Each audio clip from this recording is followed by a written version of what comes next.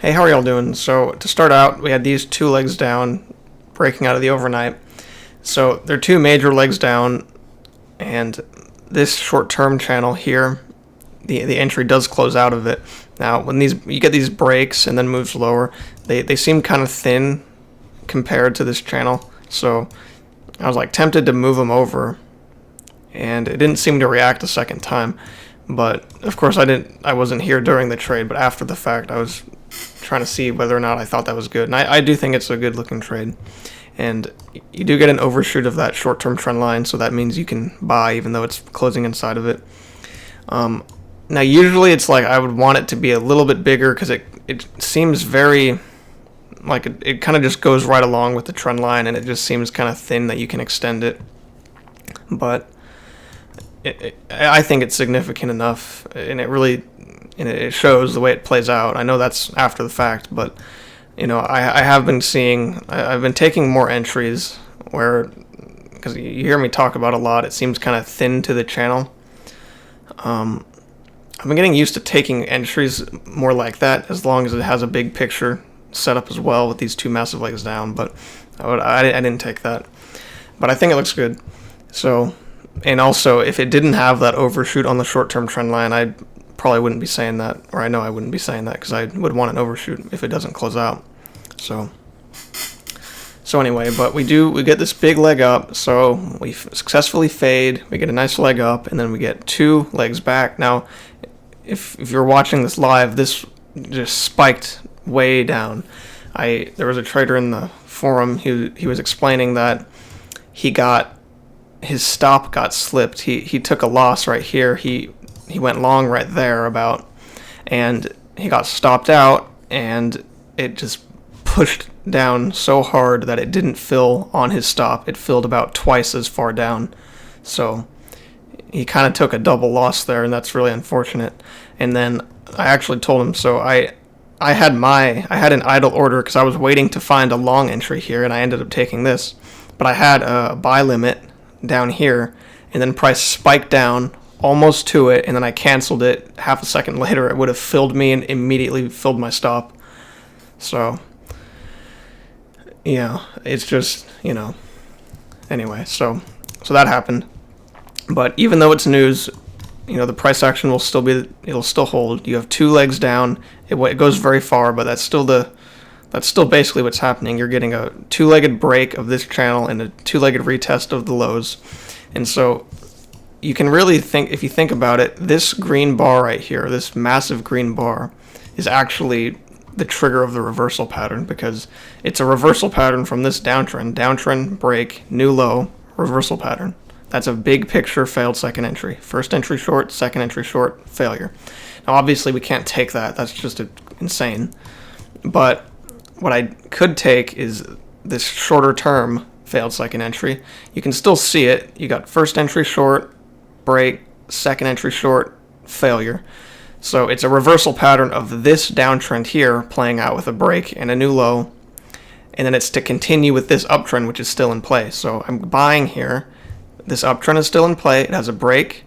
It can still make a new high. The downtrend here, shorter term, already has a break and a new low instantly, and then we get that reversal pattern. So it's very choppy to see, and I got slipped a tick when I entered, but it's all there. You can still read it the same. So I'll go through it again. Uptrend, two-legged break, two-legged retest of the overnight low, which is a reversal pattern, first entry short, second entry short, failure for this big downtrend. We can't take it. So I took this downtrend, break, new low, then the reversal pattern from that. So that's what I took. And that is to continue and to make the new high for this uptrend, which is still in play. So I hope that's clear. It looks very, very choppy, but it is all completely readable. So, and I did want to get out before these highs, or at the highs. I let it tick through. I didn't want to lower my target. So I left it, and it was good. So the uptrend has a break, new high at this point. It does not go far before plummeting. So you can on the short term, you can kind of think of this as a failure to play out with the range rules on the short term, but it does end up holding out. And so But on the short term, you would actually be able to start looking for shorts. You would be able to start looking for shorts when it does that. But when it holds onto this range, you kind of get a breakout. Most breakouts fail. You can really expect it, to possibly succeed because, like, look at it like this. So, uptrend, break, new high right there. You do get a correction, but it's at these lows. It's almost a retest. I didn't want to take it. I think it's probably worth skipping unless you get a higher low. But but it's basically just like a bigger, like double test of the overnight low. So that's kind of why I like the area, but I don't necessarily think that's a good trade. Plus, it's got a short-term trend line, which I should draw that. And so I don't know why I always end up deleting stuff. It's just such a weird habit. It's so weird. I draw them and then I just delete them like throughout the day. I guess it's just to unclutter and then, But we get this higher low, which I didn't think was worth taking. I didn't want to enter, 60% into the range, and it just didn't seem worth it to me. But I did start drawing this bigger uptrend here.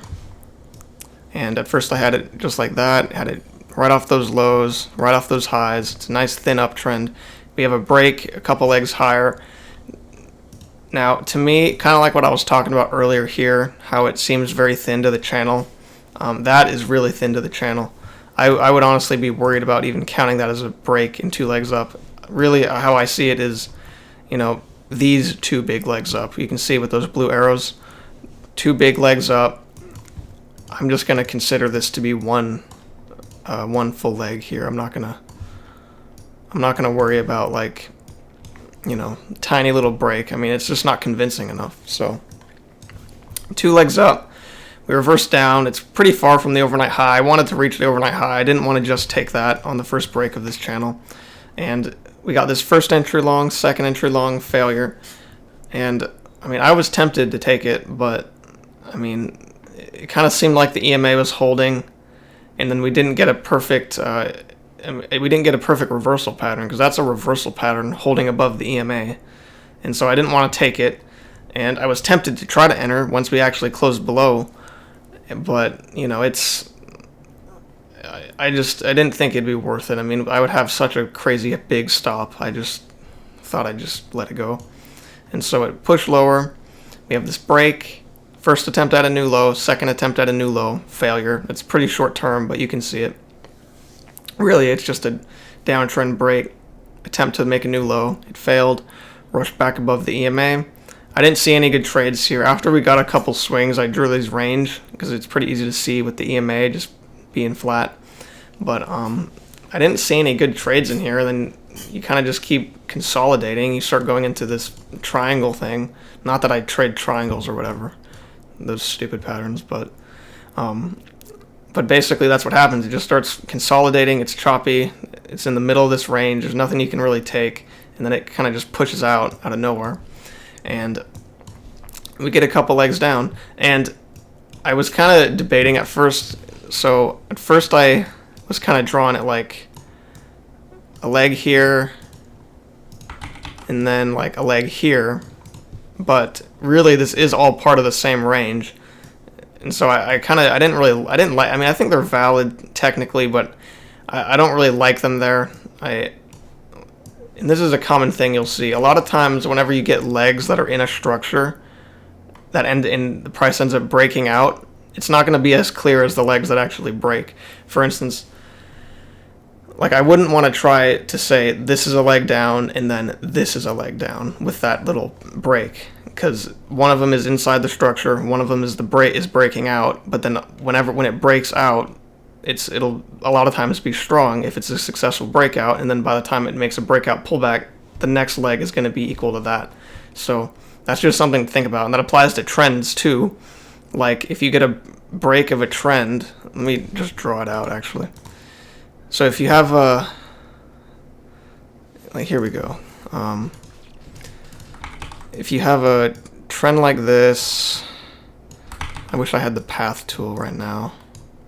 Oh wait, I'm on NinjaTrader 8 and I have a path tool. So if you have a trend like this, and then say you get like a two-legged move, okay? And then you want to see it like, say you think of it as that two-legged move. A lot of times I don't like to count two-legged moves that are still partially in the structure, because so often it'll just end up there. This is kind of a lame example, but it'll end up playing out better the two legs after the break of the structure rather than the first leg break, second leg. A lot of times it'll look good, but so often it'll make a third leg outside, and then it'll end up acting like a two-legged break. This is kind of a lame example, very simplistic and, whatever, but I'm just trying to explain as best I can. So anyway, that's an example of that right there. So anyway, down here I was looking for a long, of course, to buy the lows. We didn't reach the highs, but it almost reached the highs. I don't think it's not like a strong bearish imbalance. It's still pretty equal in the range here. And so I started looking for a long, and of course I saw this. It's the first, good bar breaking out of the overnights again. I just really wanted something. I just didn't like how it closed in this trend line. What kind of made me feel better was this big cut that I had to do to draw it, and so I was thinking, maybe I have more room. Maybe it's more like that, and then it ends up holding off of it right there.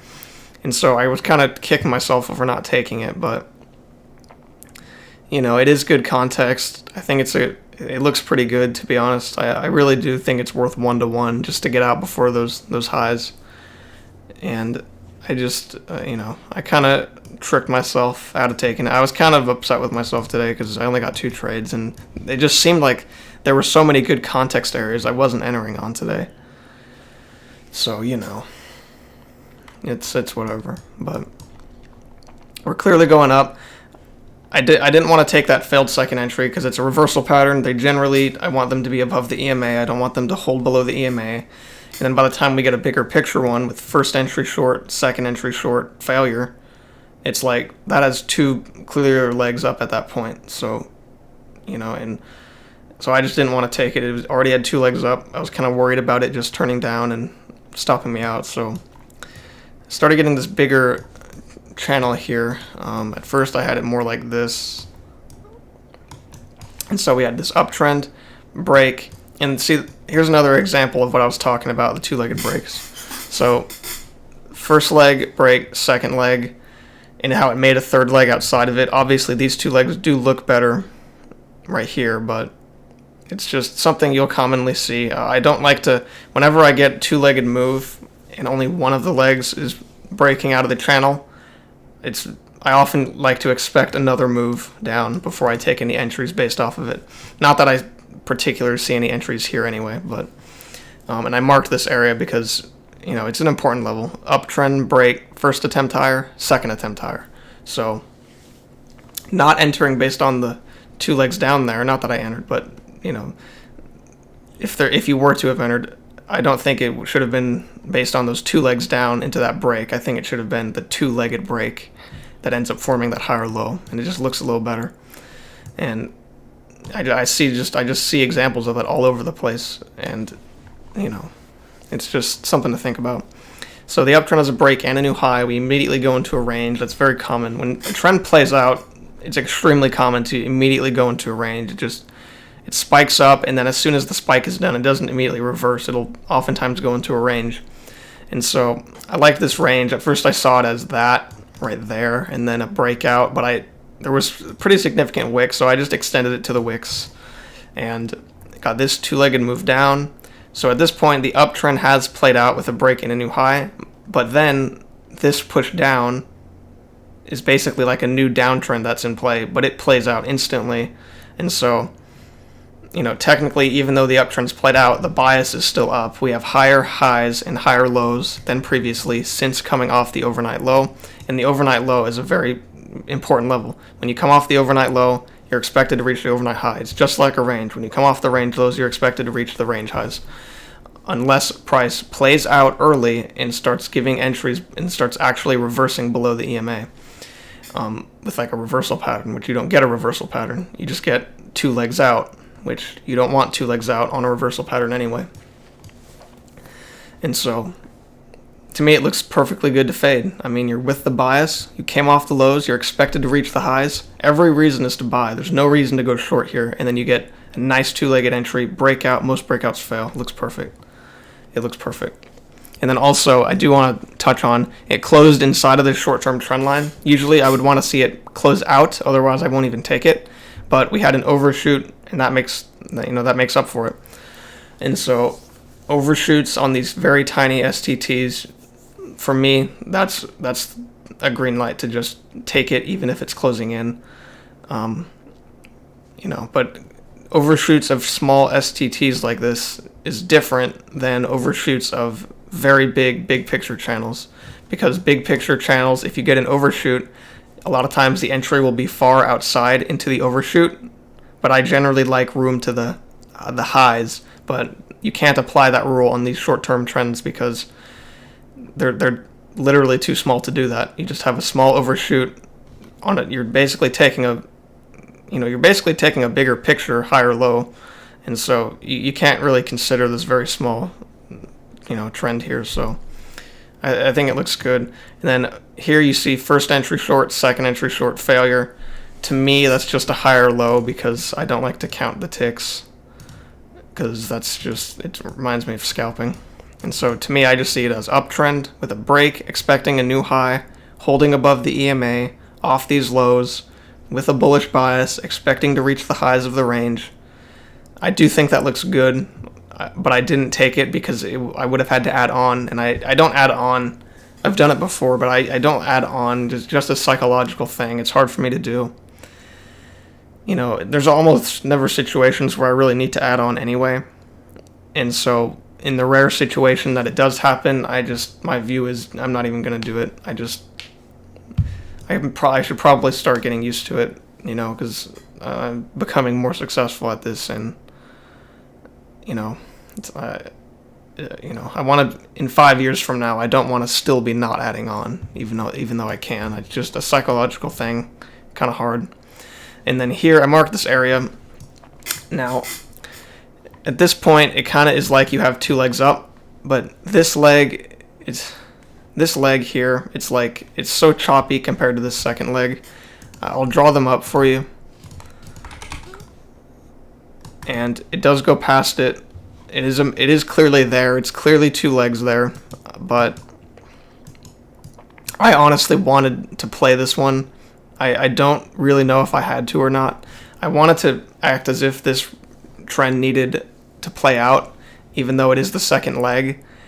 It's just so not clear on this first leg, so I decided that I was going to require this trend to play out if I was going to enter on it, which there's really no entries to go short from it anyway. But here you had the first attempt to go higher, second attempt to go higher, and then it ends up making it. Of course, on the short term, I totally see how someone could get trapped here, because uptrend break, first attempt higher, second attempt higher, failure. That's what a lot of people would think. First entry long, second entry long, failure.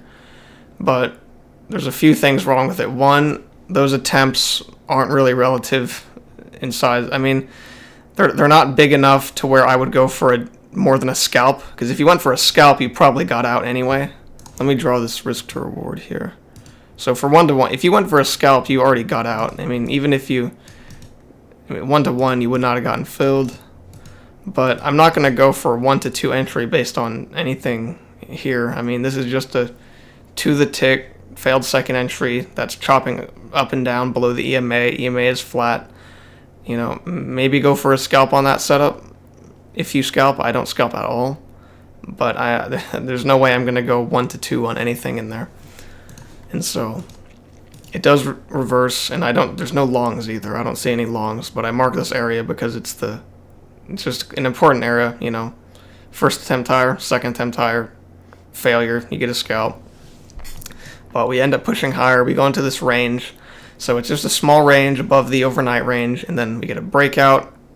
I'm not wanting to go short. The EMA held here. Everything keeps going up. It held right there. if I want to go short at this point, I want it to rush below and hold. And when it does finally do that, you get the first entry long, second entry long failure rushing below. I mean, to me, it's right into these lows of this range.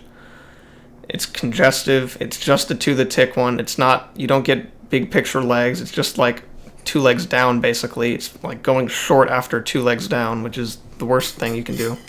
So I didn't see anything. I marked this area because I actually think that if you got a good setup, it would have been good to buy there, because it seems so bullish. Like it seemed like I would be able to play this range just to ride it to the other side. I wouldn't have been trying to go for anything more than that, and I wouldn't even try to push my luck extending it up here with a measured move. You can tell that's a measured move channel. You know, like you can copy it and drag it up. You know, but I didn't want to risk anything, or I mean I wouldn't want to risk doing anything. So on this particular trade, if we got a better setup, you know, maybe the bar closed a little bit lower, I wouldn't mind trying to take that just to ride to the highs, as long as I can get 1-to-1. So anyway, next we kind of just push out. Nothing else really happens that I find good. I mean, really, we just don't get any longs. You can't go short because we're clearly going up here. It's rejecting a fade. It attempted to fade. It failed. And then nothing gets to the EMA for a bit. And then when it does, it's just a terrible second entry with a horrible bar closing below the EMA. But we're still basically holding above. And then I don't think there's a good long. It just seems like buying high. Plus, you're in a range at that point anyway. So finally, we rush back below. That lower high that you see right there is a little bit too short term for me. Plus, it's into those lows. Yeah, by the way, I kind of took a break before I did this video. I didn't trade everything in this area over here. I stopped trading a little after 1, or maybe I traded till like 120. I don't really remember, but I didn't trade for a pretty good amount of this stuff. But here the downtrend has a break. New low, reverses. I think that is probably a good 1-to-1 trade right there, now that I see it, because it did reject fading again and rushed above. With just because of the context, it seems like a short-term entry. Honestly, if I was trading, I would have tried to go 1-to-1 on that. That looks good. Even though it's congestive, I would have taken it. It's probably risky. Probably would stop you out sometimes, but you know, it looks like it's a perfect fade, and then it holds rushing back above. That's just too bullish. Also, it looks like this held. I didn't even realize that till just now. But yeah, this uptrend, if I saw this uptrend, you know, if I was still trading and I drew this and I saw it bounce right there and do that in real time, hell yeah, I would have taken that. It is more risky, and it does not look like a good setup, really. It's just purely based on context of the fact that we tried to fade there, couldn't do it. Tried to fade there, couldn't do it. Plus the uptrend, I would take it. Just a momentum trade. Just a momentum trade. It's not a particularly good setup right there. It's really not. But anyway, that's going to do it for the video. I enjoyed making this video. Hope y'all enjoyed it too. And yep, y'all have a good day.